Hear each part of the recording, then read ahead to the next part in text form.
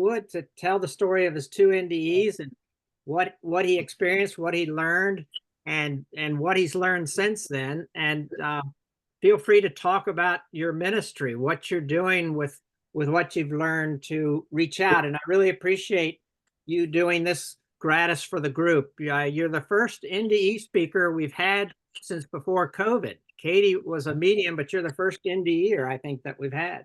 Well, I'm glad to be here, and thanks for asking me, David. Great. Well, take it away. It's all yours. So I'll give you a little background. I'm Peter Panagore. I live in Maine, on the coast of Maine. I'm from the Boston area. I grew up Roman Catholic and Greek Orthodox. It was what was called in those days a mixed marriage. I grew up in both churches simultaneously. Both churches disliked the other church. They were a block apart in my city. And so I grew up with this idea that either they're both lying or they're both not telling the truth. I'm not really sure. But what I learned was that from that experience was that God was bigger than either church. And so my childhood included that idea. I went to Catholic school. I read the Bible for the Gospels, I should say, one a year. As a child, I had a series of mystical experiences starting when I was 5, which I didn't really understand until after I died.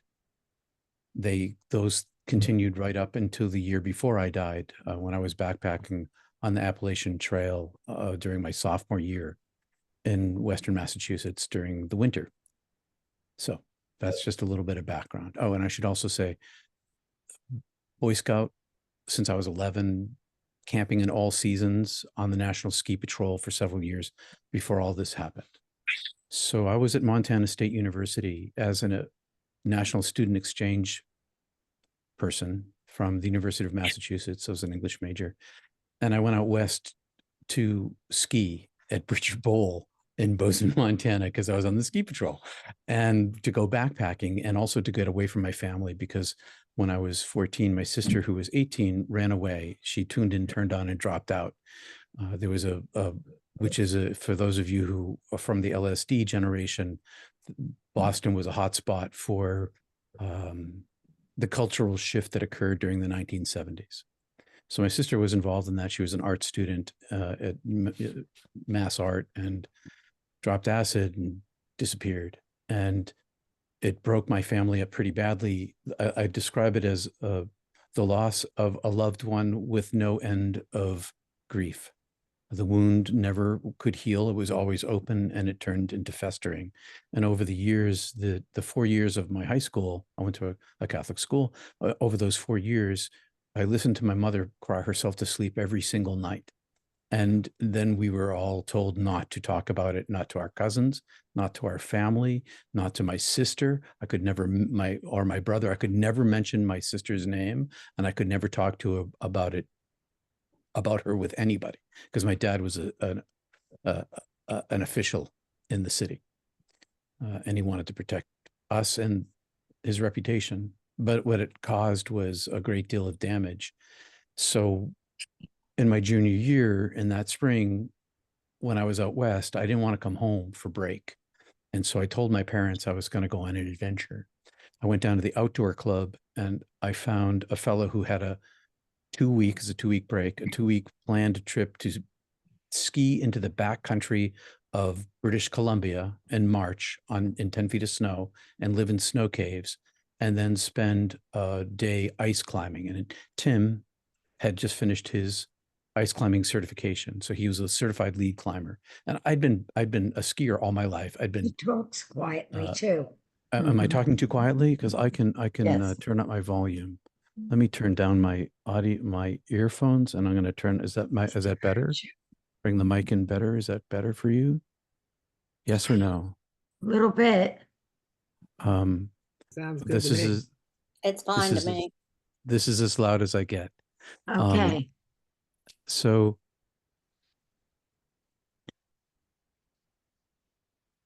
Oh no. You know what? What happened? I'm going to ask people to turn off their mics. Yeah. Learn how to Please. do that. On the lower left-hand corner of your screen, if you're on a computer, you'll find a mute button. Thank you. So in Tim was a certified lead climber, and I had never ice climbed. I'd been rock climbing and mountaineering, climbing high peaks all year, and I'd been backpacking since I was a kid, all through New England. So this was my element. That's all I'm saying, is I was in my element. My element was wilderness, and my element was winter. But I'd never ice climbed before. So we went on this 1 week, 8-day snow caving expedition. It was great. We learned to trust each other, because when you're in the middle of the wilderness, there's no one going to rescue you but you. So we learned that we could trust each other. Okay, this is all background. This was on the Icefields Parkway in Alberta, Canada, north of Jasper, pardon me, north of Banff, south of Jasper, if you've ever been out that way. And this climb was a world famous climb called Lower Weeping Wall. And it was right on the Icefields Parkway, maybe 100 yards in off the parkway, with a parking lot across the street next to the Saskatchewan River, in the middle of the wilderness. But people from all over the world would come to climb this climb because it was accessible, and because it had a strong level of difficulty, and it was well, it was fabulous. It was a great climb, straight up and down, with a little bit of that. So I made a mistake, and my mistake was that I couldn't come up with all of my gear that I needed to be officially set up for the climb. I got everything I needed except for a single axe. I had one axe and I had a hammer. And the thing about it is, if you have ever seen ice climbing, you'll know that the handle extends up and there's a blade on the end of it. And when you swing that thing, you've got the length of your arm and the length of the handle. But with the hammer only came up to the top of my hand, because it was just a little tiny hammer, which meant I didn't have that full swing. My every advancement I made was a foot shorter than my partner's advancement over 350-foot pitches. And I was much slower because I had to grip the handle of the hammer. I couldn't rest. So on the axe, you can set the axe, and it's got this strap, and you can open your hand, and just by keeping your hand open, create enough friction to rest your forearm. So you're using my hand muscles as an expander, and then the strap doesn't, I just hang there and rest this forearm. But with the hammer, I couldn't rest my forearm. So I had these two difficulties. That my reach wasn't as long, and that I burned out my arm. And those two things, I talked to Tim into letting me do this climb with him. He thought it wasn't a smart idea, but he really wanted to do it. And I convinced him that I could do it. And I did do it, but my climb was significantly slower than everybody else's, which meant that, and there were other teams on the ice that day, which meant that by the time hours before we reached the top of our climb, we knew that we were in serious trouble, because all the other teams were already descending while we were still ascending. The temperature dropped about 30 degrees when we got to the top. It got dark immediately, and violent shivers began. And I'm going to skip most of this part, because it's if you've ever seen any of those mountaineering movies where the people are in desperate straits, that's what it was like. I was terrified. I knew that I was going to die. I was on that January, the previous January, this was March, it was 50 degrees below zero on the mountain one day. And so before we began our volunteering, they brought us into the shack and had us tune up a little bit on frostbite and hypothermia. So I had a refresher course on hypothermia. And so when the violent shivers began, we're sitting on this ledge and the sun has gone down. We're 500 feet up, and the violent shivers began. Every muscle in my body was pulsating independently of every other muscle. My jaw was clattering. My eyelids are moving. My tongue's in motion. Everything's shaking. There's nothing about me that's not moving. And the reason why is because my body is trying to keep itself heated. And now we're up at the top of this climb, and I know that we're going to die because we don't have any food with us. We're wet. Ice climbing is a sweaty sport. So you're sweating on the inside and there's ice falling down your neck. And so we were wet with sweat and some water, and we had no extra food with us because it was a day climb. We had drunk all our water, but there was ice. So we had hydration through the night, but we had no way to keep ourselves warm. We discussed snuggling up against the mountain, but we realized that we were going to die there because we were already within 5 minutes of the sunset. We were already in hypothermia, the early stages of it. And it was just going to progress through the night because the temperature was going to keep going down. And we decided that the only way we were going to survive was to try to get off the mountain in the dark by ourselves. And there's a lot of information about what happened. I have a book, and it's an Audible bestseller. It's been optioned for a movie, and I've been working on the movie. I've got a meeting with the producers on Friday to finalize my part of this project. And I could tell you all of the problems we had. We had a lot of problems. Some of them were caused by the temperature. Some of them were caused by our confusion, because hypothermia steals your brain. And I'll summarize how cold I was by telling you that my eyeballs were freezing on the inside of my head. I could feel the cold penetrating this way. And I ended up with wearing half gloves. I wear half gloves most of the year. I live in Maine. So because I got frostbite on all my fingers, I have all my digits, but all my entire system of heating is totally screwed up. The whole thing's a wreck. And so I modify my life in order to keep that modulated. So we made this traverse and repel and traverse and repel through the night and encountered lots of problems. And we kept our fear in check. One of the things I learned about Tim that week before is that he was extraordinarily level-headed in dangerous situations. This wasn't the first dangerous situation we were in, but this was the most dangerous situation we were in. So when we encountered those other situations, he totally kept his head. And I'm a head keeper myself in dangerous situations. It's apparently an ADHD thing. If you're in a dangerous situation, the ADHD person is the one you want there, because they're going to be right and not fearful. But I was terrified. But this part of me, I was able to compartmentalize.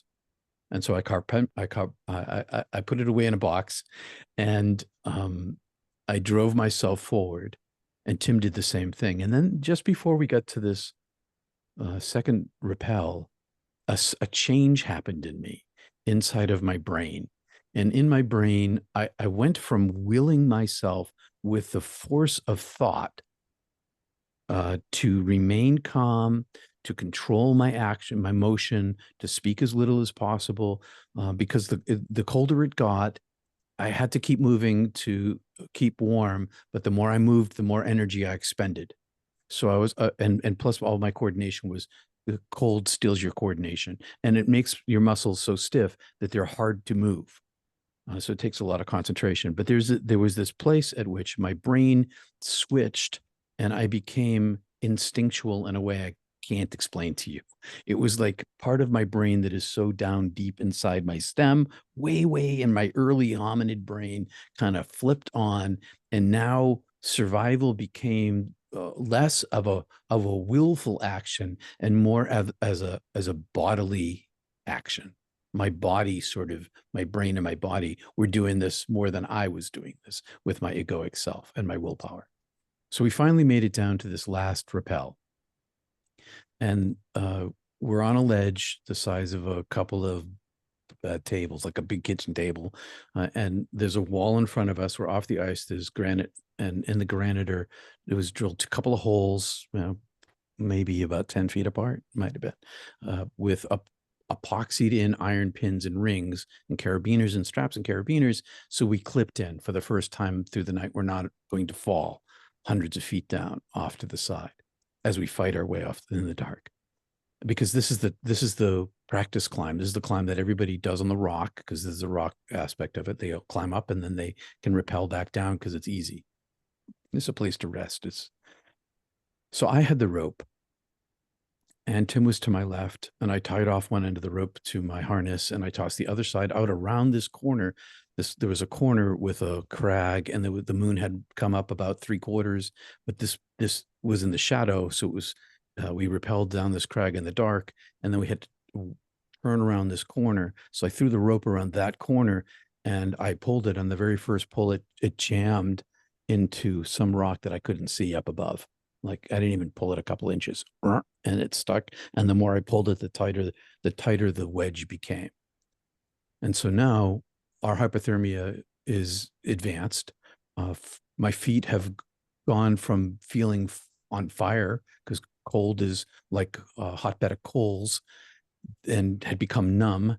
And we were still 150 feet up, probably 150 feet. And the rope was stuck, and I couldn't reascend because I only had half a rope, and I was wearing crampons or ice, and this was rock, and it was in the dark and in the shadow, and I couldn't go down because it was a sheer face.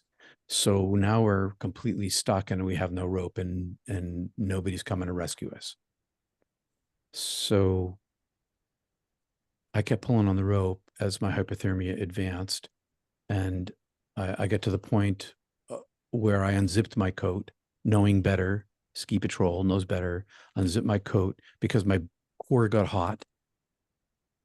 It felt like all of the blood had rushed from my extremities, and I felt like I was sweating. And so I unzipped and opened my coat, which of course sped my death because I got colder. And a lot of many people who have exposure, who die from exposure, are found with half their clothes off or all their clothes off. This is a thing that happens as a result of hypothermia. And then I began to, then I gave up. Then I realized I was not going to get out of this situation. And I had this surrendering that happened. I quit trying to survive with focus, and a peace settled on me, an acceptance. And I started thinking about God, and I started thinking about my parents and my sister. I had other siblings, but the one who was missing. And I started thinking that I was going to die here, and it was going to destroy my mom. She was already shattered. It was going to be, the end for my mom and my dad and my siblings. But there was nothing I could do about it. And then I began to fall asleep, and I would fall asleep, and it was like my eyes would shut and I'd be out, and I'd crash down to the rock, smack my head, helmeted, stand back up, pull the rope. And that happened several times. I don't know how many. And I stood up this last time, and because I kept trying to pull the rope anyway. I mean, what did I have to lose? And this time I had this big black ring around my vision. Peripheral vision was way out by my fingertips, and then it closed very rapidly, darkness. And as it was closing, I started thinking that I must be falling asleep, but this was so weird. I'd never had this experience before, tunnel vision. I didn't have a name for it, and I couldn't think of a name for it. And as it began to close, I started to think I must be falling asleep. And then when it closed, I didn't fall asleep. I woke up, and I woke up sort of in front of my body, and I was made of a darkness, and there was darkness behind me and darkness in front of me where the mountain was supposed to be. And I couldn't understand how I felt like I was standing when I knew that I should have fallen if I'd fallen asleep. But I didn't understand. I wasn't scared. I was confused, because this was a space I'd never had this experience before, although I'd had mystical experiences, not like this one. And as I looked into this deep darkness, a tiny little light appeared. So I give things sizes, but this is all metaphor. So say this is the size of the galaxy with no stars in it. Way far in the edge of the galaxy, suddenly a star appears, and it's very bright, and it rushed toward me. And as it covered this vast space in an instant, and as it rushed toward me, it filled my vision, and it communicated with me without language. It told me that I was going with it. You're coming with me. And I said without language, no, I'm staying here. I don't know what's going on. And I put up my willpower to block it, to stay rooted where I was. But instead this is all metaphor. It reached out and it plucked me like a daisy and enveloped me and severed me. So I'd been out of my body as a child and right through college several times, but there was always a connection back to my body. And this time I felt that connection severed, like snipped, like an umbilical. And I was enveloped inside of this intelligence, and it was the size. If I'm this big, it was the size of my house. So I'm in the middle of this giant, transparent intelligence that I'm in the middle of it and I can't move, but it's feeding me, like inside of me, from outside of me, comfort. I am completely comfortable. I'm not frightened. I'm content. And it's speaking to me. And some of the things it showed me was its intelligence, its vast, hyper, super meta intelligence, way far beyond me, and its power. I wasn't doing this to myself. It had the power to do this to me. And I had a form, a shape like a human, but I wasn't made of molecules. I was made of light. And my light body could see through this transparent light entity into this darkness.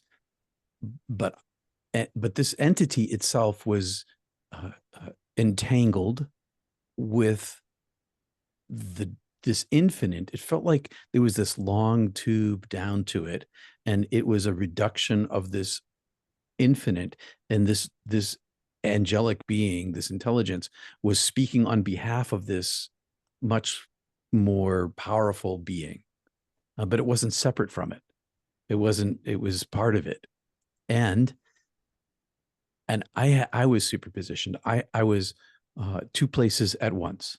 I was outside of this space as an eyeball, looking at this angelic being, paralleling it as it's arising back up on the trajectory that it was on. I was this little eyeball following along on the outside, looking at me inside of this angelic being. But I could see this from inside the angelic being. I could see this eye seeing me. But when I looked at that with like through the transparency, then I couldn't see it, but I could see it inside of me. And so I had this experience of a much larger aspect of me, even while I was being transported. So I'm transported up, or figuratively up, this is all metaphor, to this edge where the light had first appeared. And this edge, this angelic being, perhaps, I'm not sure, opened, or I popped out, but I was then in another level. And in this level, I describe it as nothingness. This is the size of our universe, and there is it's no thingness. There's nothing there that is any relationship to anything here. I could talk about it as vibration or light or sound, but none of those things are there. There's no thing there. I am no thing. I am an orb of consciousness, and I'm gigantic in comparison to my human body. And I know myself as myself. My first experience of being inside of this womb, the size of a universe of darkness, was that this was me. I knew myself, and I knew that this had always been me, and that I had never been Peter. Not really. I had lived there, but this was myself, and I remembered myself. And as I remembered myself, I could see in every direction at once.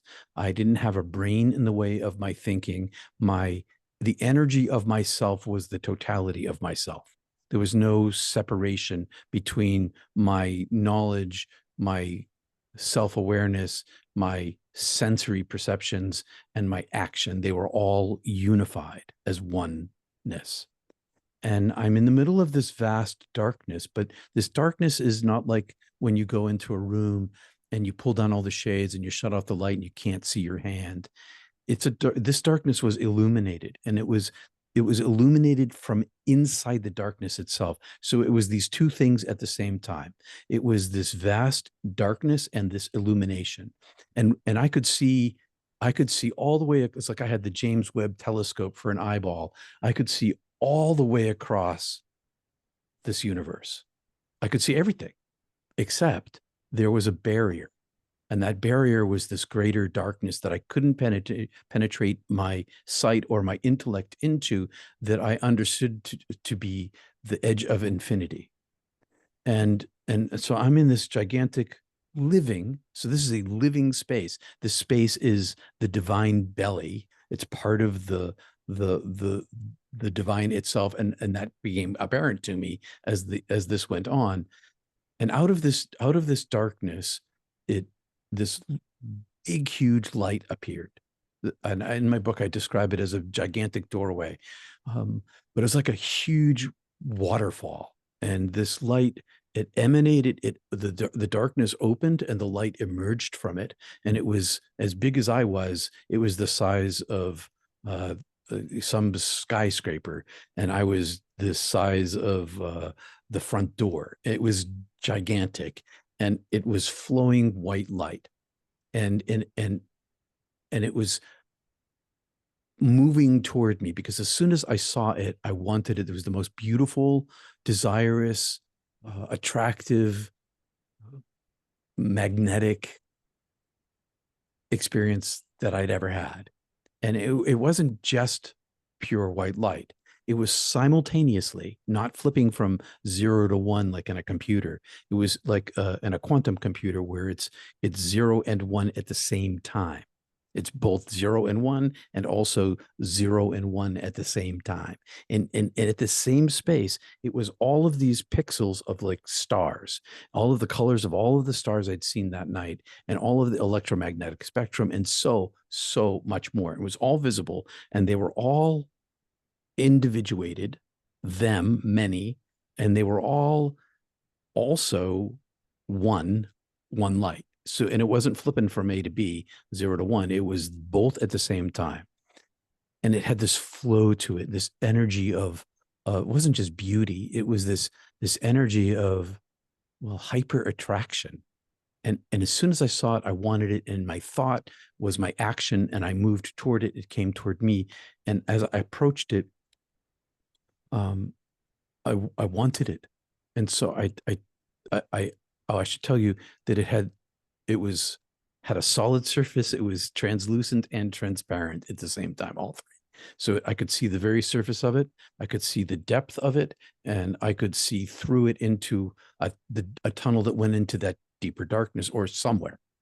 And I wanted it. I touched it with my being. And as I touched it, it opened me and poured inside of me. And as it poured inside of me, it pulled me inside of it, and then inflated me. And then all these things happened at the same time. So timelessness. And I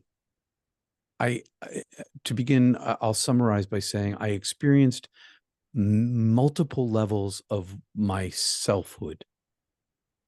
And I'll swing around to that.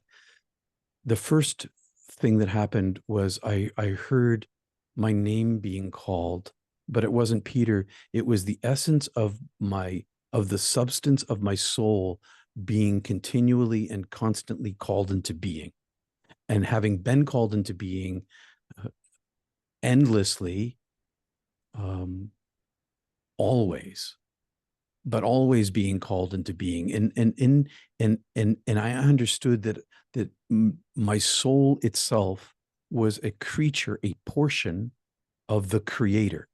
And the difference between the two was vast because of my size, but I also knew that I was always being called into being and beloved. And as this happened, I could hear my soul name being called, but I had no ears and there were no words. It was like a breath.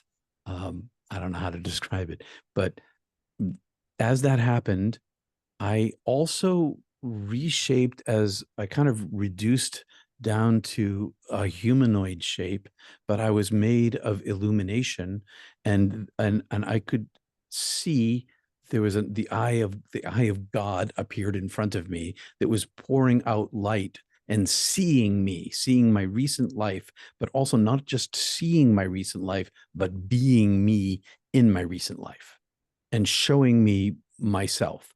And the way that it worked for me is that I was the illumination of this in the sight of the divine. The creator was creating me by seeing me and having lived my life with me. And 99.9% of it was all light, but there was this darkness in me. And this darkness in me, I realized it was my selfishness, and that I wanted to hide it from the eye, the all-seeing eye. And so as I thought about it, it coalesced into, it seemed like the size of my thumb, and I tried to hide it so that it wouldn't be seen because I had some shame around it. And as I tried to hide it, it was as if then, oh, there it is. And now as soon as I see it and try to hide it, the divine pushes me into it. So my consciousness is put into this dark space inside myself. All these things that I had done that I tried to hide from people or hide from myself, bad things I had done. And I wasn't a terrible kid, but I was, I had bordered on trouble here and there in my life and as a kid, but I wasn't extraordinarily bad.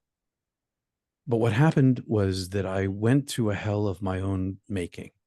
And the hell I went through in my life review was to experience all of the bad things I did in the entirety of my life in a chronological sequence, from the interior of myself, experiencing them, making the decisions, feeling the jealousy, feeling the anger, feeling the cruelty or meanness or whatever the emotion was, and then projecting that out with words or action toward a whole chronological series of people. Every single person I hurt. And I was inside them too. So I experienced what I, as a human being, gave to them from while they were feeling it when I gave it to them in the first place. All of their emotions, all of their thoughts, all of their pain. And I was inside of myself at the same time. And these things were known not because someone scribe was writing them in the library of heaven, but because the divine was there when it happened. Always, never not there, always, everywhere, all the time, experiencing everything that happened in my life and everything that happened in all these people's lives. And so all the pain that I gave away turned out to be accrued to me. I felt all of their pain, and their pain was massive in comparison to what I thought I had been giving them as a kid, right up until the time I died. Okay, it's not just kids, but it's my teens too, and my early 20s. I just turned 21, and my Christian language sins, Eastern language karma, bad karma, accrued to me. And meanwhile, as I'm suffering all of this, I'm judging myself. I was not judged. I judged myself in comparison to this infinite purity of unlimited beauty, light, goodness, and love. And I was nothing in comparison to its goodness. And so my shame was my self-judgment. And as I compared myself and judged myself against this measure, the immeasurable measure, I saw all of humanity, and I understood creation, our universe, as a limitation of the unlimited. And in its limited form, everything here is broken. There's nothing here that's not. Black holes sucking down star systems, viruses killing people, everything here eats something, and everything here, well, suffers. And it's the nature of the existence here. And so when I saw the universe this way and all of humanity, there was this radical equality between my human suffering, and it was exactly the same as everyone else's human suffering, in measured against the immeasurable. So my peer group was humanity, and because they were my peer group, everybody was limited like me. And so there was no real difference between us and our limitation compared to the unlimited. My equality was with every human being, good and bad, in comparison to goodness. And then I understood that I didn't make the system, that my choices that I made were a result of the system that I was in. And because of that, I was and am always beloved, and that I was loved through every action that I did, good and bad, and that I was never not loved. I was always beloved. And as love became increasingly dominant, because I carried with me all the love I had given away in my life, and all of the love that had been given to me acted as like an ear for me. And this voice continued through this whole experience. The voice that had no sound, which was speaking inside of me and all around me, kept telling me that I love you. I have always loved you. You're my beloved. I give you mercy. I welcome you. Come home to me. I love you. And as I listened to this, all of my pain went away. All of this, when I released attachment to my selfish self, all of it just vaporized, like it happens on Star Trek with the phaser, not demolecularized, molecularized. I'm not saying that right, but as if they never existed. It wasn't like they were erased and you can see the pencil mark on the paper. There's no pencil and no eraser and no paper. And then as this love infilled me, I expanded. And as I expanded like this huge balloon, all of these superlatives like beauty, love, paradise, bliss, awe, understanding, joy, knowledge, capacity, awe, hope, truth, and all of these light, love, all of these things were one thing, and they were all love. And I expanded in my size as I was being infilled with this, to a point at which it felt like to me that any more and I would have been enfolded back into the darkness out of which the light comes. No more self. And this is not Peter's self I'm talking about. Peter's self is long forgotten. This is higher level self on the edge of reabsorption from manifested into the unmanifested. And as I'm in this state, feeling like one more drop of this and I'm unmanifested, I have this whole series of experiences. And the first level is that I am a photon. I'm a single photon entangled with a field of photons. And there's a quadrillion times, a septillion times googolplex of these individuated singular particles of light.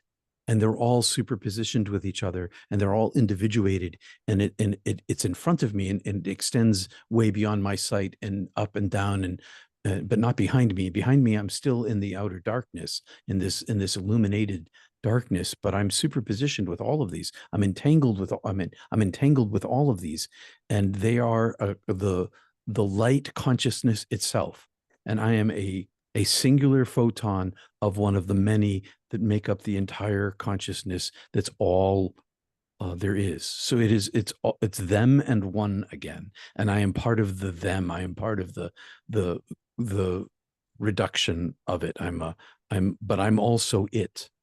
And I'm in this state, and I have that happening to me, and I understand my fundamental self in relationship to this. And I'm shown, and I'm not doing any of this stuff to me. It's all being done to me, and I'm being shown these different things. And so I'm shown down into my lower soul self that's being called into being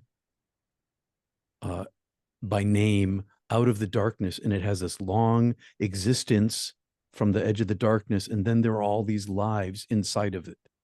I don't know, many, many, many lives, and they're in a chronological order, and they're all happening now.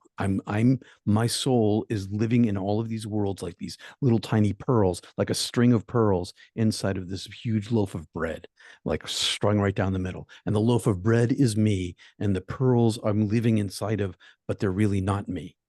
And because I am this much larger self, and I see all of these incarnations, and I want to go see what they are. And so I'm brought down, and I experience two of them.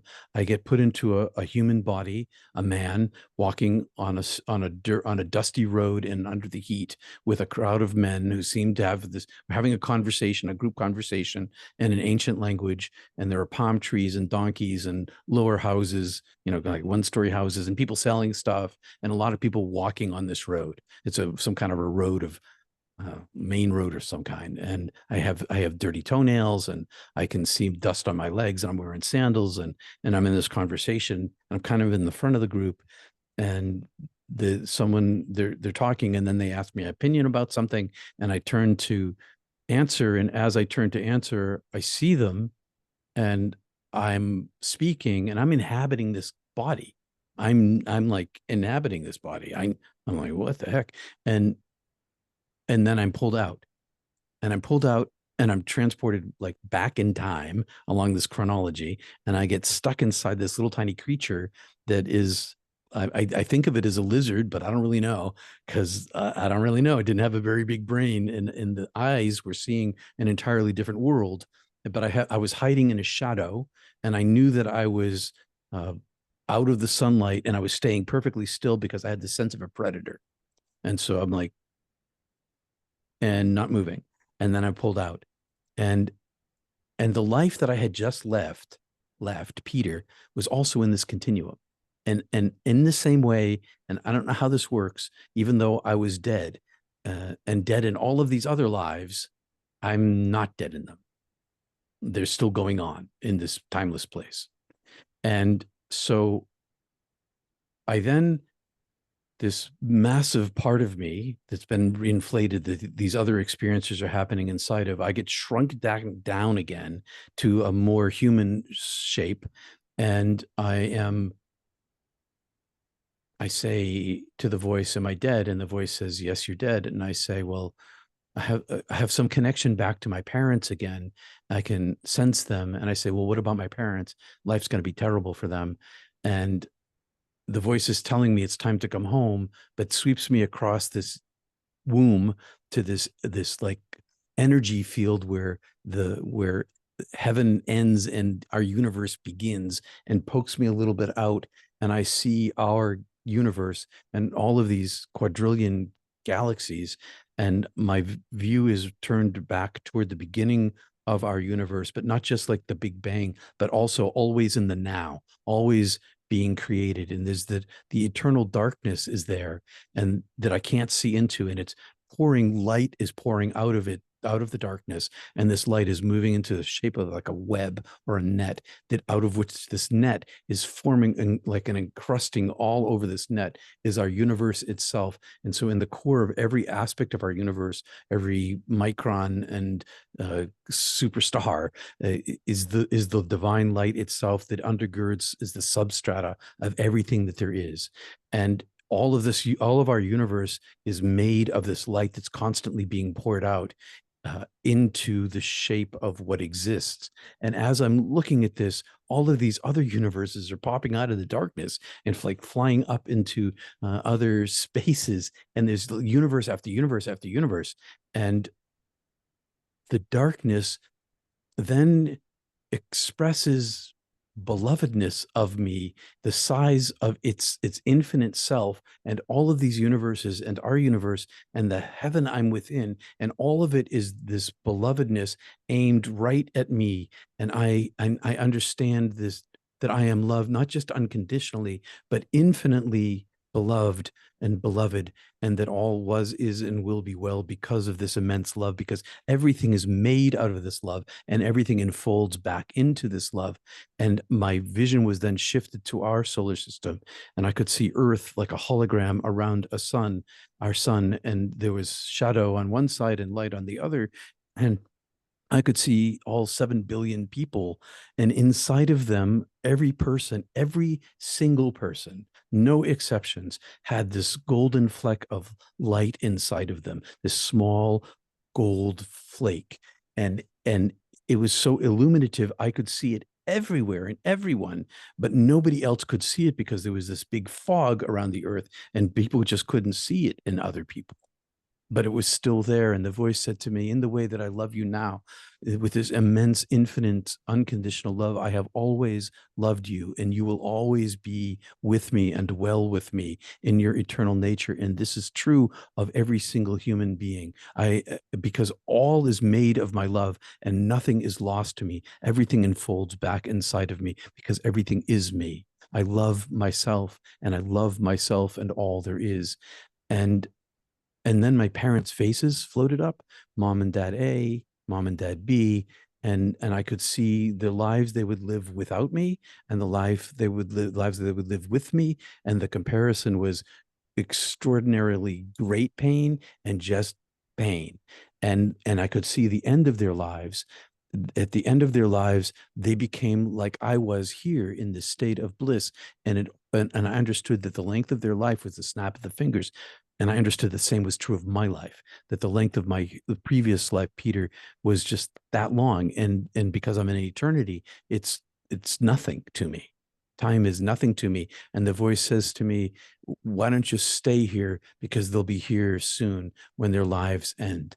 So if I chose the don't go back, they would end and be here the same as if I chose the go back. They would end and they would be here.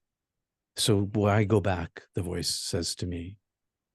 And I look and I see that my being with them reduced their suffering. And so I say, all of this is without language. I say, if I go back there, can I come back here? And the voice said, yeah, you'll come back here. This is, come back here. Of course you will.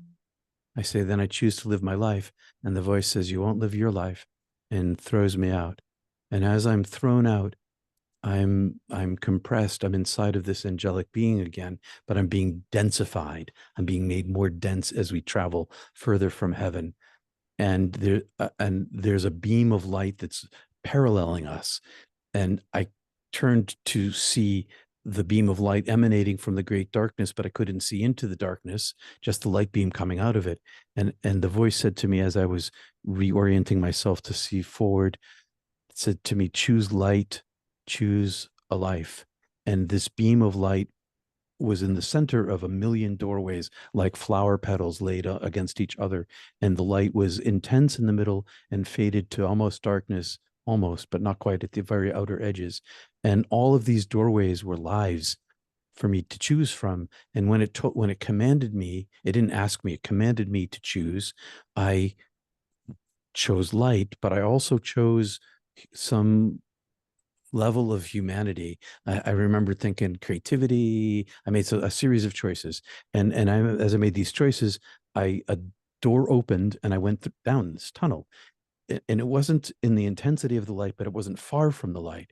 And as I go down this tunnel, there are 10,000 doors in this tunnel, and all of them lead to the other tunnels in which I know that there are other doors, and all of these are choices, and all of these are lives. And I get to the end of this tunnel, and there's a body dangling on a cliff and someone bending over it, and I don't understand what I'm seeing, and the angelic being pierces the chest of the prone person, me, and opens the chest and stuffs me inside, and I can see out like a portal, and I can see the shape of this now nearly nearly human shaped light being, and back into the darkness. And then the eye of my heart closes, and I'm inside this dead body, and I hear, feel, sense, understand the brain come back online, like booting up a computer. It comes back up online, and my hearing returns, and I hear,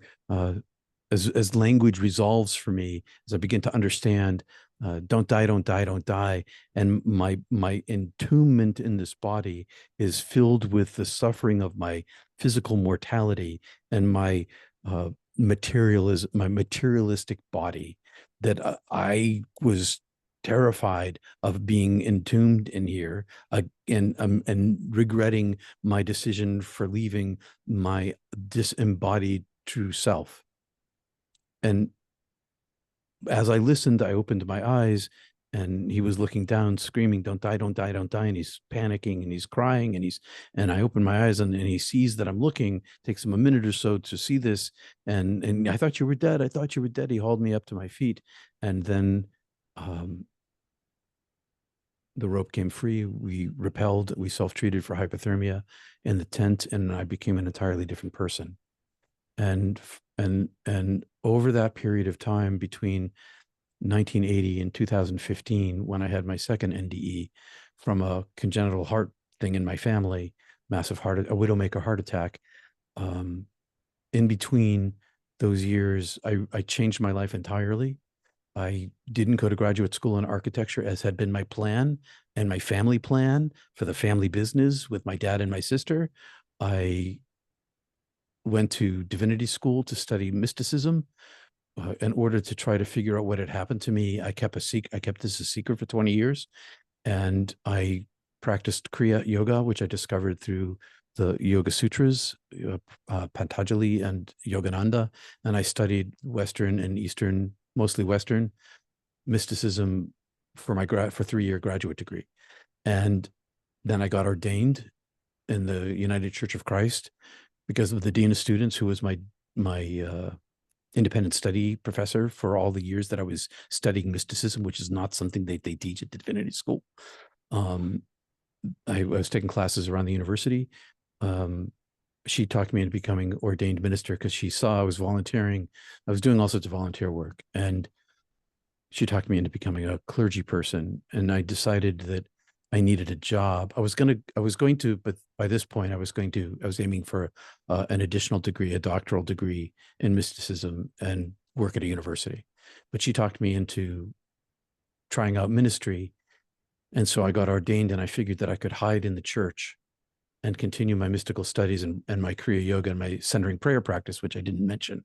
I learned centering prayer at Catholic high school, which is a practice of silence, back in 1977.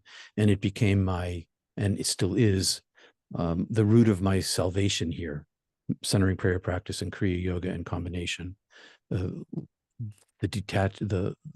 practice of non-attachment to self, centering prayer, and the stripping away of the expansion of myself to allow for space of prana or chi or divine energy, to create a larger vessel space inside me, is Kriya Yoga. So I had a whole series of other mystical experiences through my life. I seem to have been born this way. It's not pleasant for my family.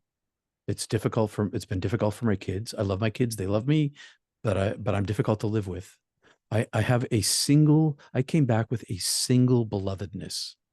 I love everything and everyone, but I have this single thing that came back with me that is the result of being in this state of union and this loss that I have here when I'm not there anymore.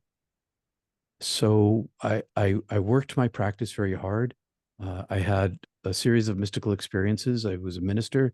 I worked in television for 15 years. I had a TV show up here in Maine. Had about 30 million views a year on 2 NBC stations. I had 2 minutes in the morning as a inspirational storyteller. And when that ended, well, just before it ended, I had this heart attack.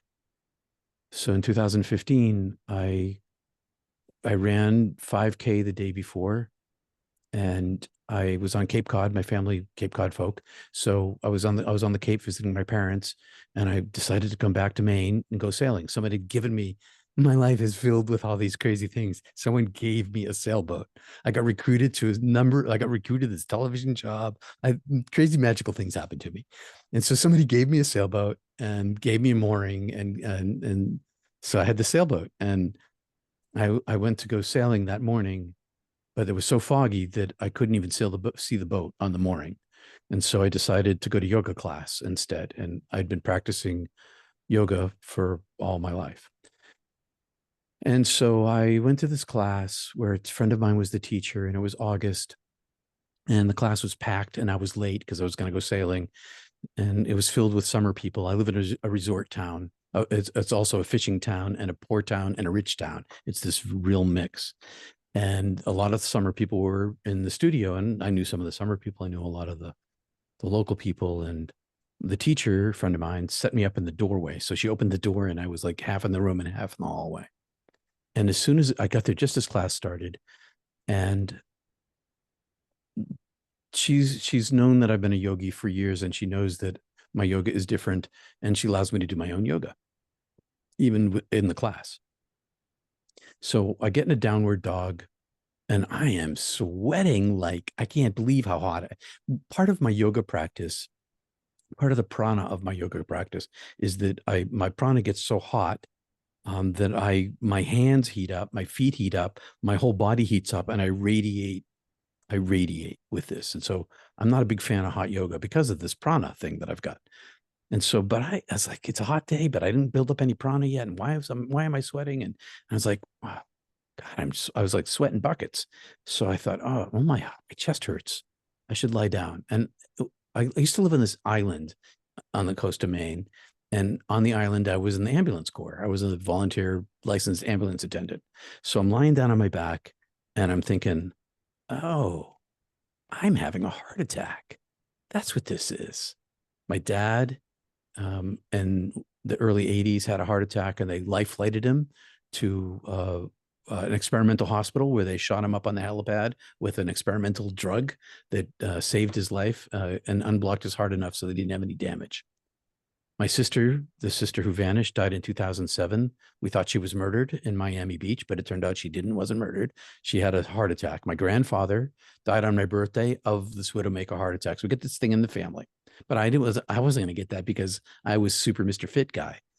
And so I knew I was having this heart attack. I decided it can't be serious. I went outside, I lay down on the grass, and I thought, oh, today's the day I get to die.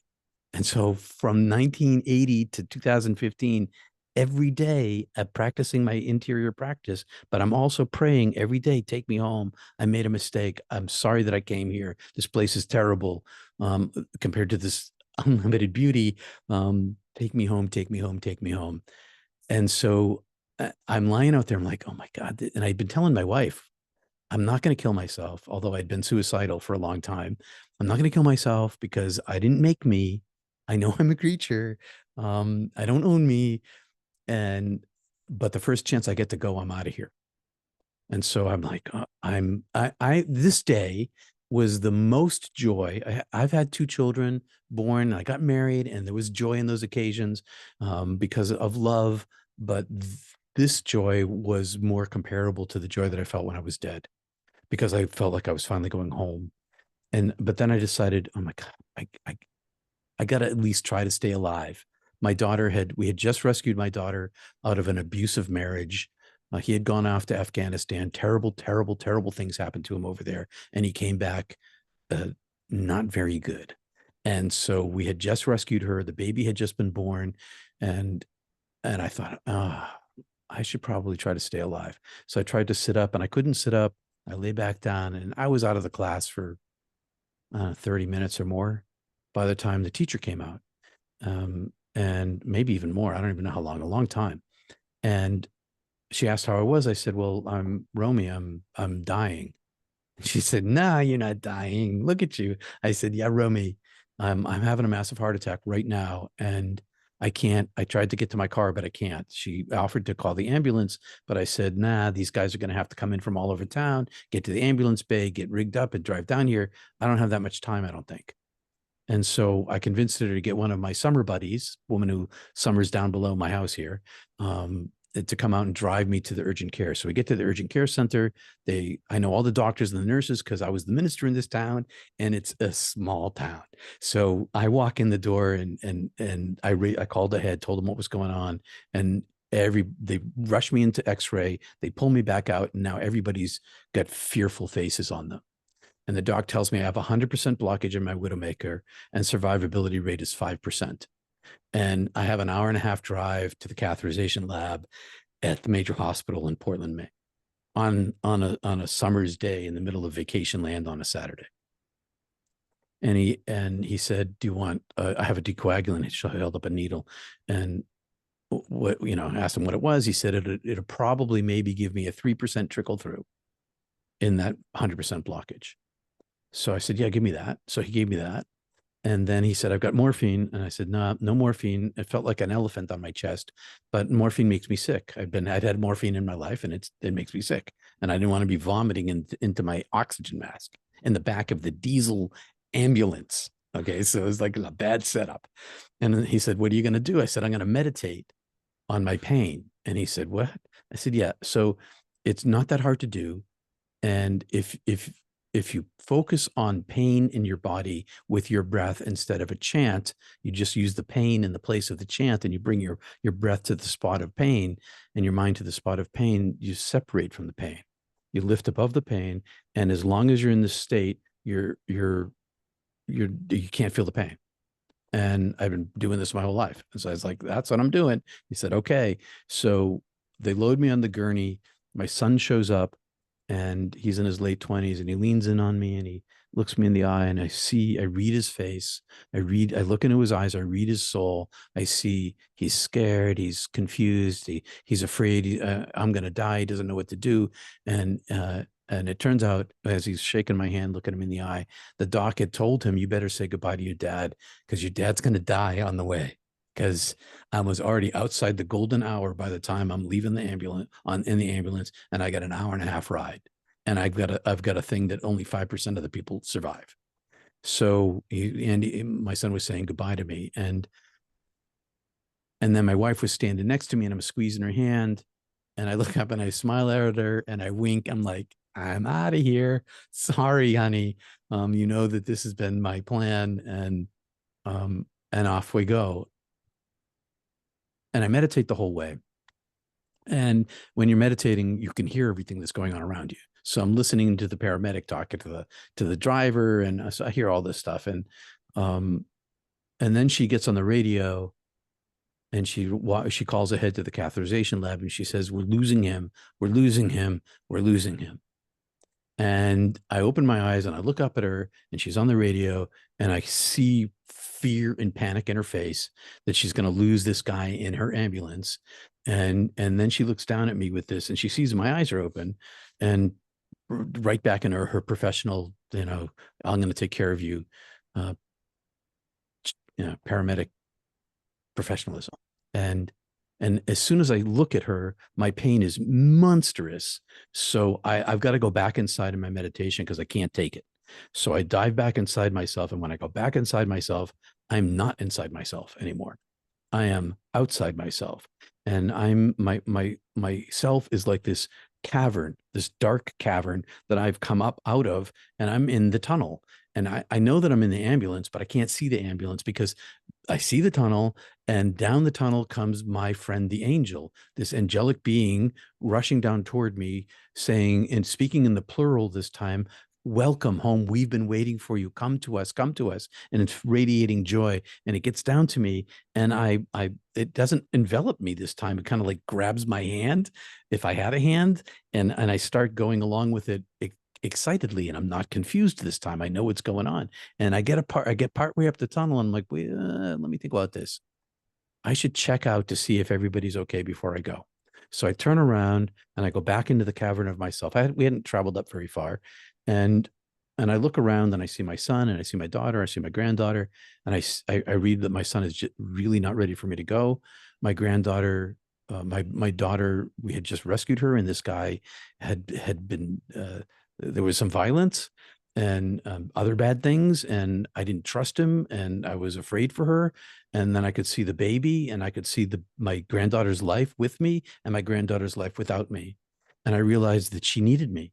My granddaughter needed me. My kids needed me, but my granddaughter really needed me. She needed a man in her life, and her life without me was so much less than. And I'm just going to say this, plug for my daughter. My daughter is a fantastic single mom. She's like this stellar, like if I was going to write a movie about the best, it would be my daughter and what she's done. So I turn around and I go back outside myself, and the angelic being had drifted away, and then kind of politely, and then came back to me, and I said to it, I'm staying, because I realized that I had more of a job to do, and that the length of my life was the wink of an eye, and that I was going to be home again soon. So I went back in and went through the catheterization and out of the ICU the next day, and my hospital room, my family was there, a bunch of my friends were there, doctors and nurses who I know because I'd been volunteering at this hospital as a chaplain, not an official chaplain, but like showing up as the minister for my members of my congregation. And I said, everybody, hey, I died yesterday. And my son said to me, yeah, Dad, the doc told me you were going to die. Mom said you weren't going to die, but the doc said you were going to die. And I said, well, I did die. And I chose to come back. And this week, I had damage in my heart. So usually you're in and you're out, but because I was so far outside of my golden hour, by the time I had the catheterization, I had lesions in my heart that healed over. And so while I've made 100% recovery, it's 100% recovery with scarring in my heart. So one of the results of this is that I'm not as capable as I used to be physically. But the TV show called me. A new corporation bought the TV station, and they phased out my show. I'm in the hospital, and my show gets phased out. My publisher contacts me and says that Amazon's releasing the book early. And so I have to be in New York in 9 weeks for a morning show. And I stopped praying for my death. This particular NDE helped me reintegrate here in a way that I couldn't before. And now I'm trying to stay here as long as I can for my granddaughter. And my dad died 3 years ago, a terrible death, hard death. My mom is not well now. Just got out of the hospital again. And I'm waiting. I'm trying to help them through their process. But mostly now I'm here just to help my granddaughter. And I want to save 15 minutes for questions. So I'll quickly run through what I'm doing now. I run Not Church on Sunday mornings. Not Church is I use my scholarship and my mysticism to discuss subjects. It's a live feed, community-based, presentation, about 20 minutes of me talking about something. This week I talked about ghosts. And then we run on Zoom. We get about 40 to 50 people from all over the world, people who've had mystical experiences. I call it Mystic Tea Salon. It's a community where we have 5 rules: humility, compassion, kindness, authenticity, and experience. And it's an open forum for discussion of wisdom, because every mystical experience gives a person wisdom. That's just the nature of it. And so there's lots of wisdom out there that you don't need an NDE to have a mystical experience. and I teach meditation 2 days a week. I do a lot of counseling. I help people integrate after their mystical experiences. I help people who are seekers. I help people who are integrating with their near-death experience. And I deal a lot with suicidality and grieving and death, because that's what I did as a minister. So 40 years of practice. But on Tuesdays, I run a Kriya Yoga group, and that's been an experimental group for the last 4 years. It's still experimental because in my practice, I don't use language in my head, and I'm trying to teach all of the techniques that I've learned that work. And I didn't practice, I practiced Kriya Yoga for these 40 years, but I didn't teach it or let anybody know that I was practicing it, because I figured that either people would see it or they wouldn't see it. Either the radiance would appear and people would comment on it, or it would never appear and nobody would comment on it. And me talking about it wasn't going to help that. I didn't want to give people preconceived notions or think that I was crazy. And then after my heart attack, people started telling me, "Oh, we've always known you've glowed. Every time you're in yoga class, the energy of the room changes," all this kind of stuff. And so I decided to start teaching this Kriya Yoga class, and now I'm going to stop. And I know that was a long talk. I talked as fast as I could, as you probably noticed, because I'm from Boston, even though I'm from Maine, and I had to learn to speak really slowly here. But my native tongue is speed. Any questions or comments?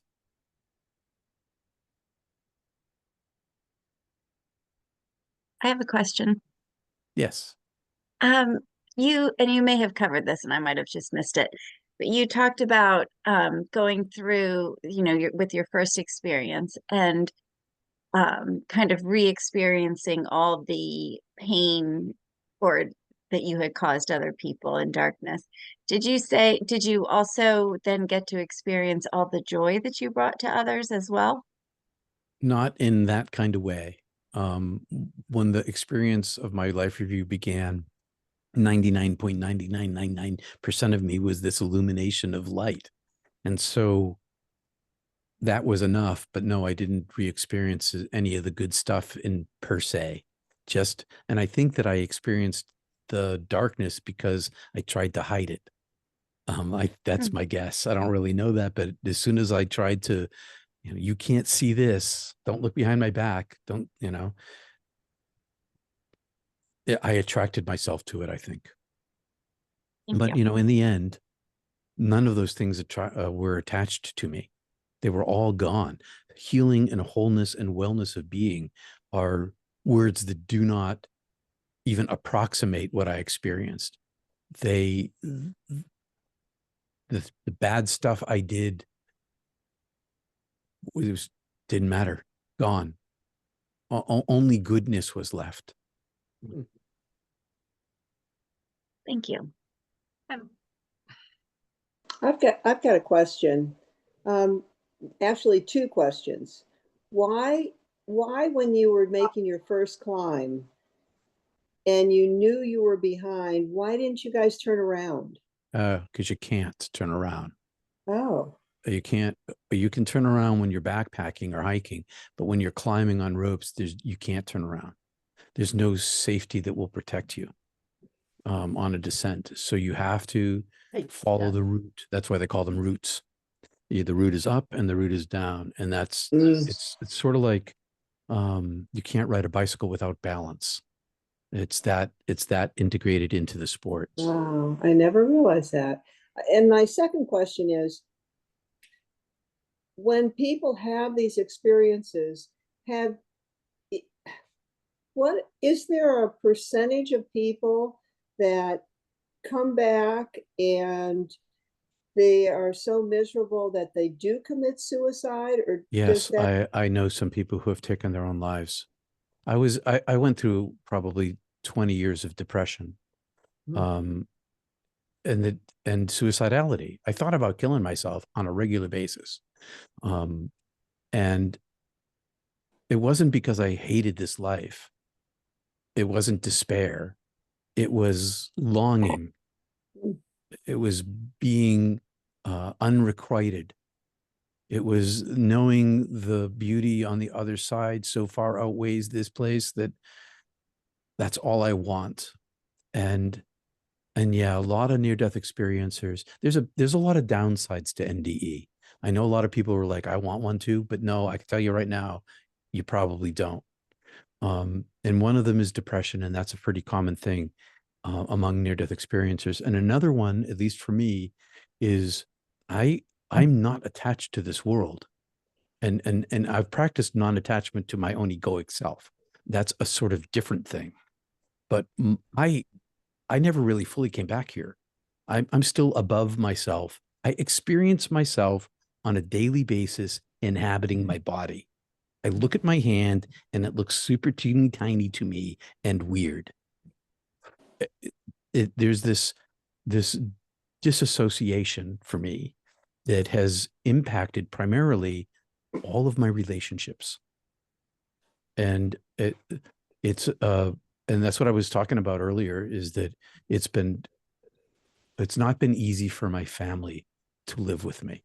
They love me, but my eccentricities are, well, they're extreme. A lot of near-death experiencers who are married end up in divorce. We have a very high divorce rate, and careers end. Things radically change. So, and depression was part of it. I'm not depressed now. After my second near-death experience, which was preceded by a mystical experience about a year or two before that, that also had a major impact on my integration, my reintegration. But after my second one, there was this day, and I'm going to backpedal here, in 1986, 1985, when I was a divinity student, I was at the scene of a terrible car accident. I wasn't in it, I was helping. And I had a Kundalini awakening where I had no self left. I could tell you the whole story, but there was there was only light and not me. And that had a major impact on me. And after my second near-death experience, I was still trying to integrate all of these parts of me that had been all of these disruptions to my personhood. And then one day, I just surrendered. I just stopped holding back this little tiny bit of me that I didn't want to be consumed. I was in pursuit of being consumed, and I was withholding this little small spot of me from being consumed for fear that I wouldn't know who I was anymore, that I would lose myself completely. And what happened was not that. What happened was I became myself. And once I surrendered, I'm not depressed anymore. I'm not in despair. I'm trying to stay here as long as I can. iPad, I don't know your name. I'm sorry, but that's what you said. It's Julie. I was wondering how long it took and how did you end up explaining your experiences to your parents, siblings, wife, kids? How in the world? I told my wife on the day after we got married, which was totally unfair of me because she didn't know what she was getting into. But she had witnessed some things already. We'd been together for 3 years. Most of the time we were together. We met in Boston. I was working in the State House. She was working for the Department of Public Health. I had a political position. My dad was pretty political. And so most of our relationship was long distance. But in the summers I lived with her, and she witnessed some odd events. So she knew there was something weird about me, as did her sisters. And I told her on the day after we got married, and I also told her that this is a hard thing to say, that I don't think we should have got married on the day after we got married because of this. And she's like, no, let's stay married. I'm like, are you sure? So then I kept it a secret for 20 years from everybody. I didn't tell my parents. It was leaking out all over me. It wasn't like I was hiding it, okay? I couldn't hide it. My behavior, my attitudes, my choices, the things I was studying, they were pretty obvious that something had happened to me. And when my parents asked me, I was in a terrible car after this night, okay? After this night on the mountain, I was in a terrible car wreck. We hit a semi head on and blew the car apart. And I got miraculously only got a cut on my hand, but the car was completely totaled. And I ended up with a stutter as a result, which I still have, but I know how to control. And I told my parents that's what happened to me. I told them the whole story except for the part where I died. I never told them that or anybody that. And so I finally came out of the closet to my entire community because I was the church minister in this swanky resort town. And there was a 2 decades of embezzlement in this church run by 2 different groups. And the poison in this place spread through the entire town. All of the nonprofits in this town had board members who were part of the group that had stolen money, and everything was poison. And there was a new embezzler that they were protecting.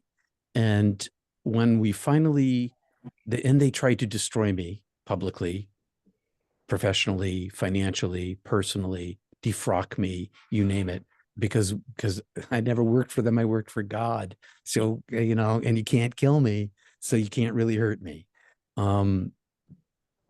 And when this whole thing was over and it made statewide news and it was a big deal, and the embezzler was embezzling from another company in town at the same time. And then one of the guys who was trying to destroy me, he's in prison for embezzlement now. Another thing altogether. And so I decided when all the arrests happened, and we went through the court system, and she was found guilty. And then I tried to integrate her back in the church through restorative justice. I don't know if you know what the restorative justice movement is, but it's a way to reintegrate criminals back into their communities. And I wanted to bring her back into the community. I didn't hate this woman. The perpetrator, the major defenders of her, they all left the church, and they all left all the boards in town, tails between their legs and in shame, and lost all of their power. And they were powerful people. CIA spy, commodities broker, vice president of an oil company, powerful people. And then one Sunday morning when this was all over, I don't know if you know this about bylaws, but bylaws are actually laws. And so the bylaws of an organization are rooted in state law. And if you don't follow the bylaws, you're breaking state law. And so the law of the bylaws in our church was that the deacons could never meet without the minister. And now, of course, I didn't really trust the deacons anymore. I had no reason to really trust them, although they were trying to make up, because the whole church had turned against me for the most part until we proved them wrong.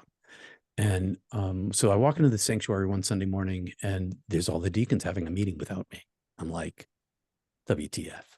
And I walk up to the front of the congregation, and I go up to the pulpit, and I'm kind of getting myself ready. And I'm thinking to myself, what are these blokes up to now? And one of them walks up to the front, and she says to me, "We're really sorry for what happened to you. We had no idea. And you must have had a lot of faith to put up with what we put you through. It was extraordinarily public." And I decided to tell them I had no faith at all. I decided to tell them why I was able to put up with them, and everything that happened and all that they did to me and my family. And so for the very first time ever, I spontaneously tossed my sermon aside and I told my story. And that's how my kids found out.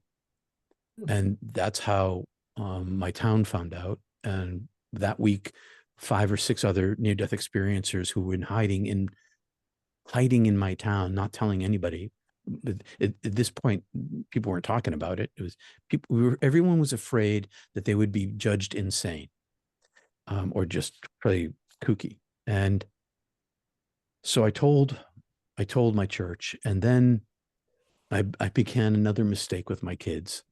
And that was to start talking about death at the dinner table. And what they heard was, Dad wants to die and doesn't love us enough to stay. Mm. And so it took a long time to work that through, years actually. And I've made plenty of mistakes in my life in relationship as a result of this. My point of view is so like the first time I was this young minister, and I got recruited to this church, one of the recruitment things.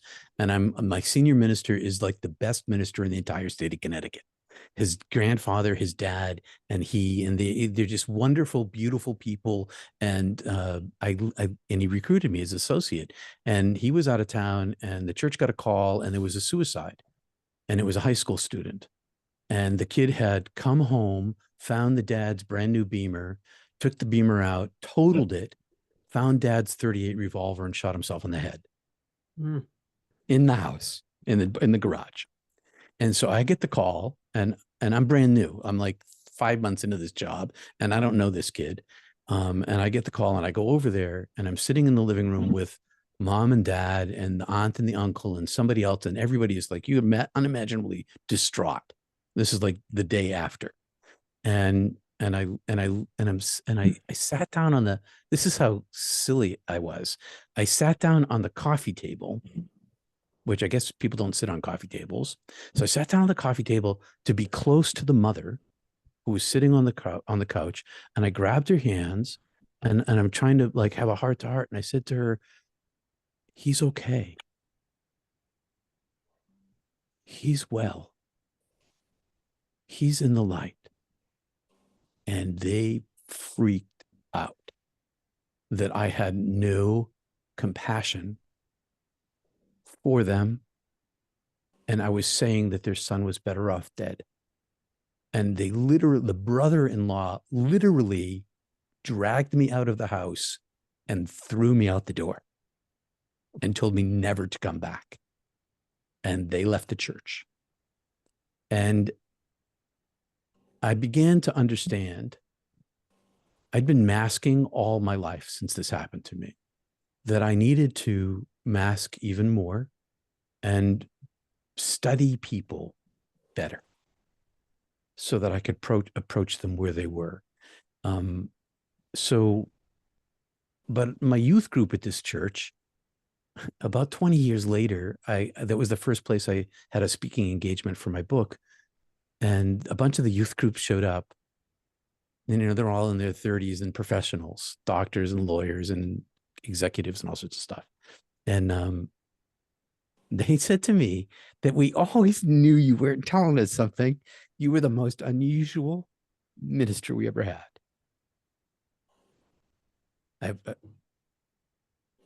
I came out because I trusted the congregation now. And I felt I still live in the same town. I still live here. All the way through television, I lived here, and I still live here. And I'm a known eccentric. But people don't treat me any differently than they treat anybody else here, which is a beautiful thing for me. Wow. I hope that helps. Yeah, that's amazing. Thank you. I have a not rushing question. off If we have anywhere. time, do we have time? For me, I do. It's up to you guys. Yeah, I'm good with continuing. If you're I'm okay, good. Peter. I'm Okay. good. Brooke. Yeah. I first of all, I have been for like a year now. I've seen your story on YouTube, and I was trying to tell somebody about it, and I was like, yeah, there's this guy that went ice climbing, and he like unzipped his jacket, and I heard you start speaking. I didn't realize it was you until I heard your voice, and I was like, oh my gosh, that's that guy. I've been looking for your thing for like a year. Anyway, that was just a story. Question one is, you saw the fleck of golden light in everyone when you were coming back. Was it in their hearts? Yes. In the center of their beings. Yeah. When you came back, did the memory of this, did it trickle in, or was it like, you're back and oh my gosh, well, I know everything that just happened and I don't know what to do with it all? Or did it trickle back like some of the kids that have NDEs, they don't even remember it fully for decades? Was it immediate, or did you process it differently than that? Well, both. Okay. If it was an ocean, if it was the Atlantic Ocean that I experienced, tributary stream is what I brought back. Oh, wow. And then I was afraid I was going to lose it. It was my only, I knew that it was real. I had no language to think about it in, which is why I studied so hard. But the energy was physical for me. There was a physicality. I could feel it, and I could feel it in everybody I met. I could feel it in trees. I could see it everywhere I looked. I look at a person's eyes. I can see this light emanating from them. But over the years, as I strip away layers of myself, more and more of my NDE understanding comes back to me. So I'm pretty sure in my book, I don't talk about the doorways that I came in through, because I didn't know it at the time I wrote the book. I was in this yoga class one day, and we'd gone through the yoga practice, and I'm sitting in everybody's lying in Shavasana. I'm always sitting up and sitting in my Zen form and kneeling form. And suddenly I have this illumination where I'm back, and I re-experience that. So memories, they come back to me. And so, yes, there's a progression. It's like I described my near-death experience as the gift that keeps on giving. It is there's an ocean out there, and I just need to swim better. I just need to float on my back better. I just need to access it. And so all of my interior life has been trying to carve a space so that I'm not bereft here. Wow. Laura? Thank you. That was awesome. Sure. Thank you. Thanks, Brooke. What, can I ask you, what is the name of the book that's being made into a movie? Heaven is Beautiful. And hopefully this meeting on Friday, I'm going to be able to finalize my final work for them, or at least prepare for the final writing I have to do for them. Fingers crossed. And that'll be the same, you won't change the name of that, I'm right? not, once my job is done, they have 100% control. What they Oh. name it, I don't know. But right now the working title is Heaven is Beautiful. Okay. But And it's up to that's the them. name of the book, And one right? of my producers is a near-death experiencer. That's how this Oh. whole thing happened. Interesting. Yeah. Can you keep in the loop or let David know how the movie progresses? I'll be announcing it for sure. I'm sure I'll let IANDS know for sure. Thank you. It's going to be a while though. Yeah. Don't hold your breath. It takes a long time. I know. Laura, I saw your hand up. Yeah, thank you. And thank you for all of this. This is a huge investment of your time and going into all of this again. I have a question which is going to sound kind of self-serving, but what you described was sort of a life review at one point, and in the ICE death experience where you were only 21, you were so young, you hadn't lived that much. Right. Your sins couldn't have been that much, basically wild teenager, possibly on that edge. But what was your sense that the purpose of that life review, you experiencing things from the inside of the feelings you had caused? And the reason I'm asking is you were so young and you weren't prepared for that. But if you're at the other end of a life and you have another 50 years now of accumulated pain you would have caused other people, but you're exquisitely aware of it and basically empathetic enough to know and be sorry, what role does the life experience play then? Like, I'm trying to figure that out. I hear you. It's a question Because you that already I've know asked. what you've done and you've already said you're sorry in every way you can. So can you speak to that? I think that a result of my experience of hell was as you described it. I'm much more, and I've definitely hurt people in this life. I've definitely done that for sure. And I'm always sorry that I do. I'm always trying to minimalize the wounds that I cause. But sometimes you can't help it. Sometimes in the defense of one person, you have to hurt another in order to defend the innocent. That's just the way it is in this planet. And I've done plenty of that. What's going to happen to me in the end? if I have to go through, there's a mythology of the angel with the flaming sword, guarding the gate from heaven, from Eden to heaven. I don't know if you know that mythology, but if I have to pass through the flaming sword, I will, for sure, happily. And whatever wounds I have to re-experience, if I do have to re-experience it, because not every near-death experiencer does have a life review like that. If I have to, I will. Mhm. And the one of the biggest differences is that I've spent my entire life in pursuit of the light itself. I'm not trying to get the gifts of God. I'm not trying to get anything, just the presence itself. Mhm. That's all I want. Yeah, I And understand that. by creating a space inside myself for the living light, that I will know it more easily and more readily and follow it more easily and more readily when I die. And so what will happen to me? Will I have to go through another hell? I don't know. If I do, I will. I know what waits for me. My attachment, the cultivation of my reattachment to source, to the premier, the prime, supreme, is my guide in life, and it's my guide in death. And well, we'll see how it goes. Thanks. I'm totally cool with it either way, because I know I'm beloved. Yeah. I know where I'm from. I know who I am. So I'll take whatever bruises I have to take. Got it. Thank you. You're welcome. Other comments or questions?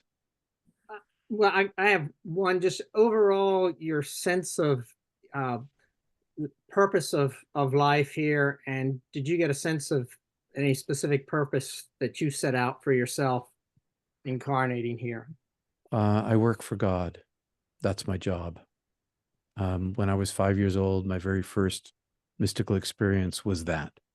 My pre-life contract had no details. It just had like a single line: "You work for me." And so, and I could have been an architect and still followed an inner journey. It wouldn't have been as intense, but I could have been a carpenter and followed an inner journey. I could have done anything I wanted to do. My purpose in life is, my personal purpose in life is come back so that my parents don't suffer, try to help my granddaughter. And I'm a messenger.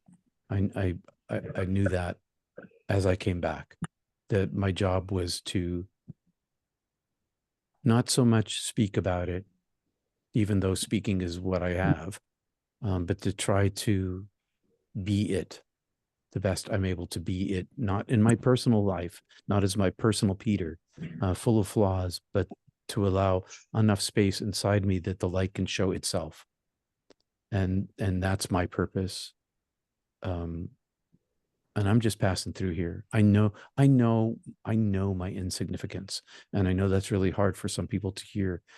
My insignificance, I understand the smallness of myself, not only in relationship to everybody living on the planet now and everybody who's ever lived here, and the geologic history of our planet, and but in terms of the size of the cosmos and time and chronology, I know that I am a speck, a mote.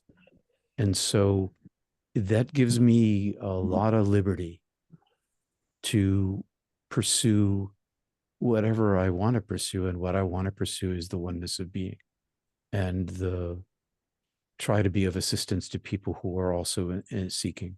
And I spent a lot of my life in service to others, worked a lot with the homeless and the abused and all sorts of stuff. It was a privilege of ministry that I got to do that. My job here is to help people, but really I think our job here is to love, and that's it. Love. And even though you felt like you realized that you're just a speck in the big picture, you talked about how infinitely loved you are. It kind of blew you away how much you're loved, how much every piece of creation is loved. Yep. It's paradoxical and contradictory, Mhm. but that's the nature of my experience over there, that the whole thing was paradoxical. Mhm. I am utterly no thing, and I am utterly important. Mhm. Well, I thought that was fabulous. Any other questions people have? Because I've got 3 pages of notes, so I could talk to him forever, but I'm not going to do that. Well, I should probably get to head to bed soon because it's 9 o'clock is my bedtime.